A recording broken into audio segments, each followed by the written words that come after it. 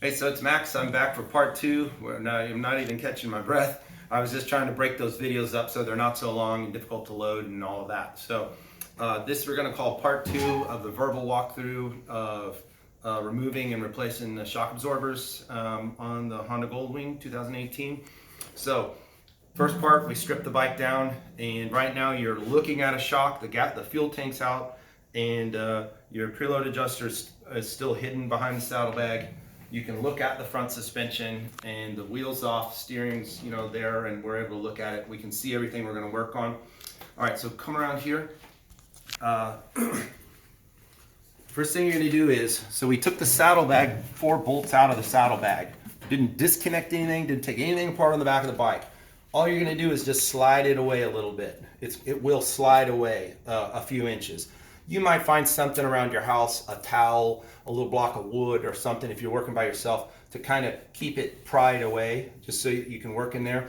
The preload adjuster motor is exactly the same parts that were on the preceding bike. 2 bolts hold it to the bike. They had to put an adapter bracket on this bike to make it fit this bike. Those bolts are a little further back in. We take it apart at the 2 that hold the actual preload adjuster body on.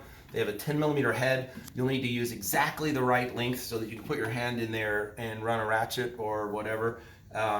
So it's kind of a 10mm deep well might work, or you might need a little stubby extension and a 10mm just plain socket to get to those. They're easier coming out than going back, but the reason we do it this way, it's a pain in the ass to try and put those 2 bolts back in the end. But your option is taking the saddlebag loose. That is another 1.5 to 2 hours of labor. The trunk has to be completely dismantled down to its like subframe. All of this bodywork removed, the upholstery, everything. All of the stuff on the back of the bike has to come apart, and all of that to get the saddlebag to just come out another inch or 2. And still not taking it apart. There's cabling, wiring, everything related to all these goofy electronic latches. All of that can be avoided if you just deal with taking the extra pain in the butt to have your hand jammed in there and put these 2 bolts back. So well worth the time. At that point, preload adjuster motor will come loose, and you can take it out. So, here's the hose leading to it. It will be loose in your hand. It can almost lay on that passenger footboard. Shock bolts. There's a top and bottom shock bolt. They're pretty explanatory. You'll need to take 1 bolt loose on the dog bones on the bottom so that you can get to the shock bolt. So with the tire, you'll need a big screwdriver, maybe a little pry bar, something. So get all the hardware loose, and you may need to just wiggle the tire a little, have a little pressure so you can pull the bolts out. That's all we do with it. Is the tire's touching the ground, the weight's supported, should be easy. But it just makes it so that if you wiggle the tire a little, then the bolts will come loose as you add and remove pressure from them. The top bolt is an Allen bolt, and I'll come back to those later. It's 8mm Allen. It's a special setup. It doesn't take a special tool, but how it goes together is special. I'll explain that as we're putting it back together. So 1 linkage bolt, dog bone swing out of the way, bottom shock bolt's visible, remove bottom shock bolt, remove top shock bolt, shock comes out in your hand, now you're done. Whole separate procedure. You'll need a spring compressor. You'll need to remove the stock factory Honda preload adjuster from the stock shock and set the stock shock into the side. And then we'll get back to that on another day.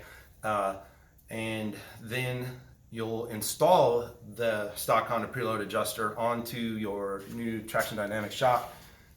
And then at that point, assembly is going to be the reverse of the disassembly. If you buy our braided stainless adjuster hose, comes with the kit, you'll want to install that. There'll be, there's actually tons of videos on that already on the internet on how to change the hose and how to bleed the preload adjuster. There's lots of information on that. So then you'll reinstall that. The hose that fit the 2001 to 2017 does not fit this bike. They're different lengths. So you'll have to have a specific hose to this bike. We have that hose. It's already available. They're $50 if you want one. It's available at Traxxion.com. So at that point, shock goes in reverse order. The top shock bolt is unusual.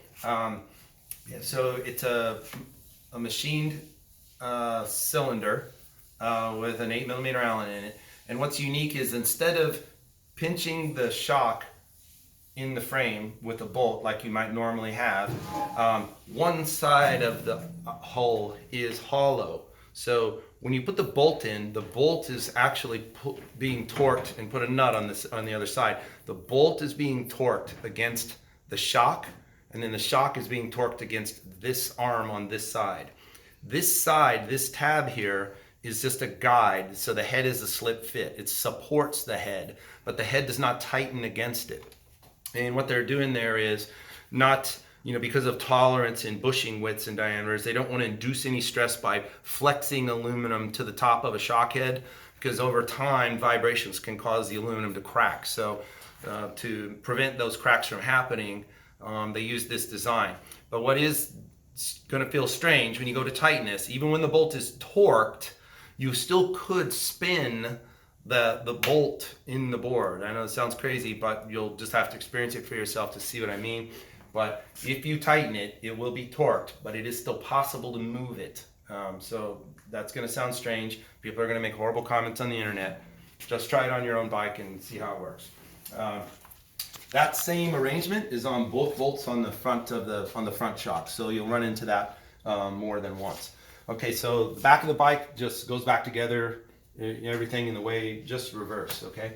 Now for the front of the bike, this gets more interesting. Okay, so in order to get the shock out, so the front end has two A-arms and they're U-shaped. The shock is suspended between them. In order to physically pull the shock out, the shock extends down into one U and up into the other U, so you can't physically pull it out.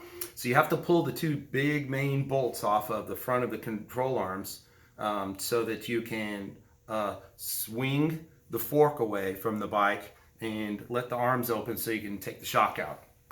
This is best done with a helper for sure. It doesn't take another skilled mechanic or anybody. You just need some hands to help.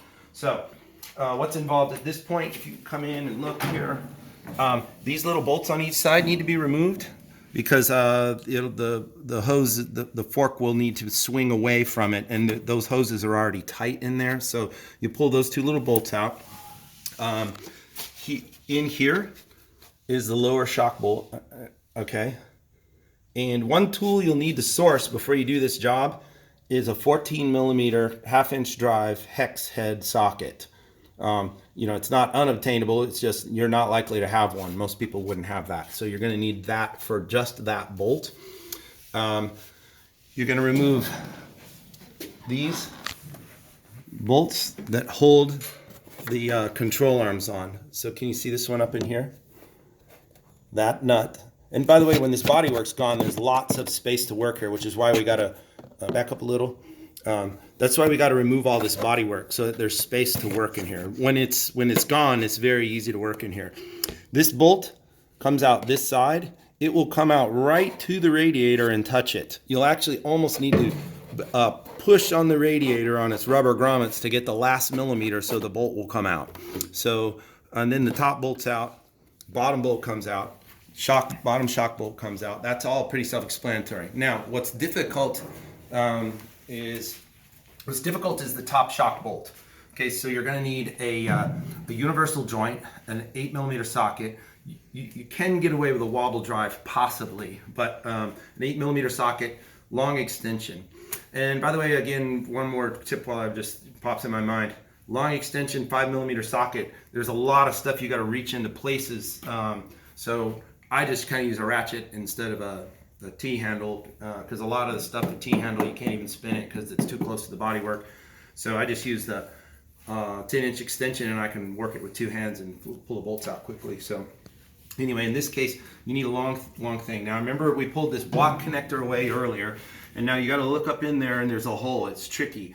Now you're going to push the tool up in there. At this point, you'll be able to see from the top kind of the bore. You might even be able to put your finger on it, help guide it a little. You need to be dead certain you positively engaged the 8mm Allen into the head of the bolt, okay? And then this is just your helper is just going to hold this bolt. Over here, when these electronics are out of the way, you do have a pretty straight shot for a 7, and there's a 17 millimeter nut on this side. You're gonna back that off. This is the big one. These Goldwings are famous for devouring hardware. You got to be really careful and slick when you pull that socket out of there, that the nut doesn't drop down in the bike. So you want to move very slowly, take your time, just like except you're a kid playing operation, but now you're an adult and it's a $30,000 bike, right? So you don't want to drop your hardware down your bike. Now at that point, you'll have the nut off.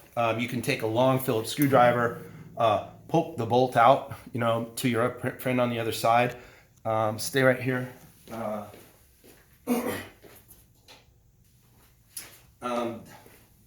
This little bend magnet is super helpful for that job. You can, in a couple places, this happens to have about an 8 millimeter head. You can put it right in the 8 millimeter head. So you can poke this in there, grab the bolt, and while somebody pushes on it, you can just pull it out and it's on a magnet. When you go to put it back, you can kind of put it up in the bore and get it started and pop the magnet and let it go, and then go ahead and put your tool in there. So this little bend magnet is pretty helpful for working on that stuff. All right, so at this point, you have all the hardware out and your shock is basically sitting loose in the bike, okay? It won't come out. So what you need to do is, someone just needs to grab the fork here and just pull forward on it. Now, it doesn't fall out or drop out because it's still held in by the yoke at the top, okay? So this will just swing now, and it's very tight slip fit in the control arms, and you just pull on it and it'll just swing away. Now, I did this by myself once by wrapping a tie-down strap, when the wheel's gone, through here and pulling it forward to my lift and just holding it away. But it's not incredibly heavy, so even a small person could hold this away. And at that point, you can then reach in there and wiggle the shock and take the shock out. Two things I need to talk about now is and then the front shock is out. Caveat to this is on tour models. The tour models have a little electronic damping adjuster that's in the bottom of the shock. There's a harness, cable that goes to the bike. Both of them are horribly located and really difficult to get to. So in the case of the front one, if you come around here, it is tucked. My hand, I can't even hardly put my hand on it, but see if you can see my fingers wiggling all the way back in as far as you could possibly go with your hand. When the shock's out, this will be easier to see and find. And you'll disconnect the block connector there, and the shock will come out. And then it'll just have the pigtail dangling. On the rear shock, the wire is routed kind of through the bottom of the frame up and goes up behind and plugs in on the top of a block connector. I'm sorry, I'm going to saying that wrong. Comes up and plugs in on the bottom behind the transmission in the back of the motor, let's call it. So about 8 or 10 inches forward of like the cross member in the frame, there's a hole up under both bikes, the 6-speed and the DCT, and that's where the block connector is. Now, all over this bike, while you're just taking the electronic stuff apart that you do need to take apart to do this, you're going to find 50% of the time Honda screws this up and the object that is plugged into the bike is fastened to the bike, and when you disconnect the block connector, you're disconnecting the harness, but the thing is still stuck to the bike, whatever the thing is. In the case of the rear shock, it's still stuck to the bike. So when you undo the block connector, instead of doing it the right way, where the thing is disconnected and the harness stays attached to the bike, you're disconnecting the harness, and now you have to get to another trigger on it, just release the trigger, and get the block connector to go. In the case of the rear shock one, it's difficult to get to. It's going to be a pain in the butt, I guarantee it, so just be prepared for that. And then it's also a bit of a Rubik's Cube. They put it through and then bolted other parts in the way, so the head of the wire won't come through. You may have to loosen a couple little brackets to get that thing to come loose in the back. All right, so that's that step. Now, assembly is reverse. Our front shock comes complete. You don't have to do any work to it at all.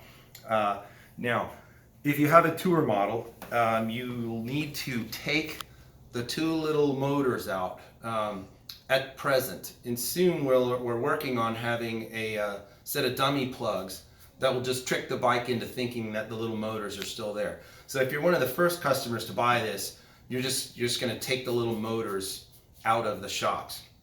You'll need a vise, a heat gun, or a small butane torch, and you're gonna, in a big pair of channel locks of some nature, or if you have some nice smooth jawed pliers, those are ideal. If you don't want to put a scratch on a shock you're never going to use again. But anyway, so you don't have to take the spring or anything apart from the front shock.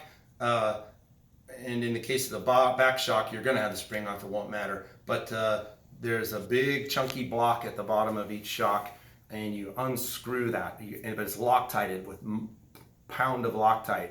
So you got to get it really warm, if not pretty hot. Now, you're obviously not going to get it so hot that you damage the little electric motor. So you want to get it hot slowly, like let it heat sink and let it warm up slowly. Keep checking and see if the Loctite will break loose. And it's going to take a lot of force. A little tiny vise bolted to a wooden workbench is not likely to be sufficient. You're going to need a really structurally sound bench vise and bolted solidly to a strong work table and a pretty big pair of pliers to get this thing apart. If anybody got stuck with this as a service, you could take your two shocks off, put them in a box, mail them to us. We'll build your rear shock preload adjuster cable, pre-assemble everything. You don't have to buy a shock spring compressor or any of that. For a small fee, we'll do all that and put the two ready-to-go shocks, with the harnesses, pigtails removed from your stock shocks in the box. Now, when you get them back, again for initially, so the little motor now, we plug it in so that the bike doesn't throw a code, works fine. The little motor just has a little tiny tit on it. The little tit just moves up and down 1.5 millimeters. We just let it move in the air. It doesn't know it's not connected to a shock anymore. And so just to protect that thing, we hide it in the bike. And I additionally put a little Ziploc bag over the little motor, seal it, rubber band it, and then we hide it in the bike. On the front, we hide that. If you can kind of see in here, you actually won't be able to see it because it's hidden, but in this pocket between the fairing and here, we just let the cable run forward, and we drill one little hole in the interior body panel and put a zip tie to hold the cable there. So that one's never gonna, you can't see it, it won't go anywhere. The rear one,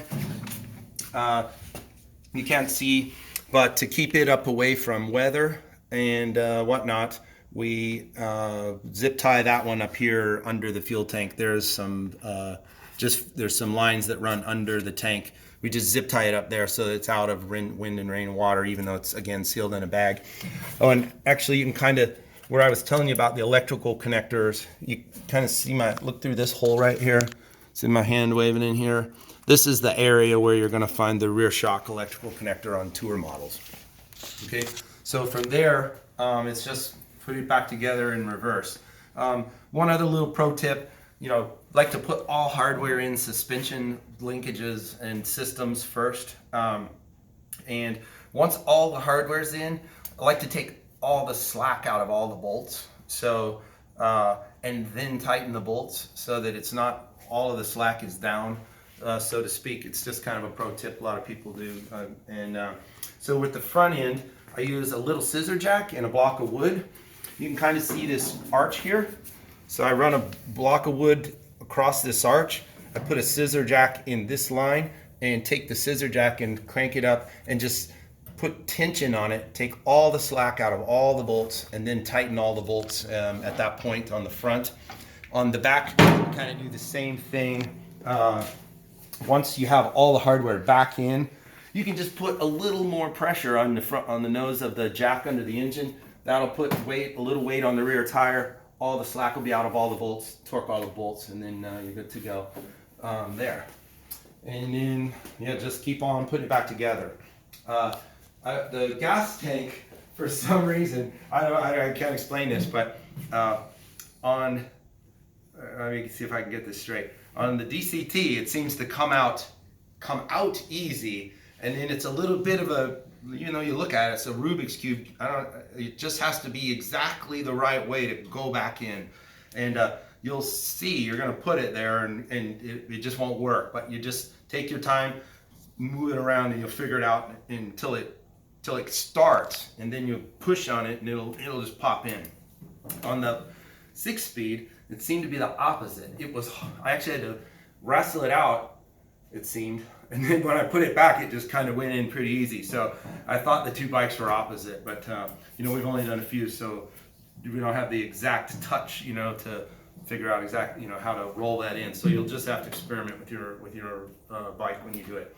All right, so I said reverse is the opposite of assembly. So again, if the things I'm explaining here seem difficult, don't try this. It just, you know, it's not worth your life, damaging your bike, messing the thing up, and, you know, just take it to a pro, somebody who's a pro, and let them do it, and then, you know, just enjoy riding the bike. So I understand the joy and such of working on your own bike and knowing you've done a job yourself good, but this is a big job. For a skilled mechanic who has done it several times and has a procedure, and if you can see, kind of pan around the room here, all of these hooks on the walls all the way around this room are what it takes to organize all of the bodywork and parts that come off of the bike. This is just the bodywork and plastic covers and parts. Covers all the way around this entire work area. We fill several trays. We use muffin tins as a good old trick. Go in the kitchen, grab an old muffin tray with a black marker right in the bottom of the cup. What the hardware is, where you remove it, you know, so you might see an engine cover, side stripe, mirror, knee panel shelter. So I have two of these. I lay these out on the front of either side of the bike so that it's left and right hardware. So as I strip the hardware, organize it into a tray, that way you, because there's 200 5mm Allen head bolts on this bike. All of them look the same, but they are not the same.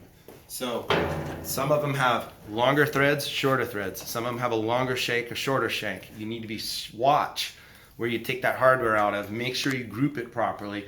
And again, even grouping it, you've got to watch closely where the hardware came from. So on a radiator cowl, there's probably 7 or 8 5mm Allens, and then 2 or 3 different sizes and lengths involved in that. So watch where they come from. You know, particularly the long shanks are going to go through a couple of pieces of plastic, right? Compared to a short shank one, which is only going to go through one single piece of plastic.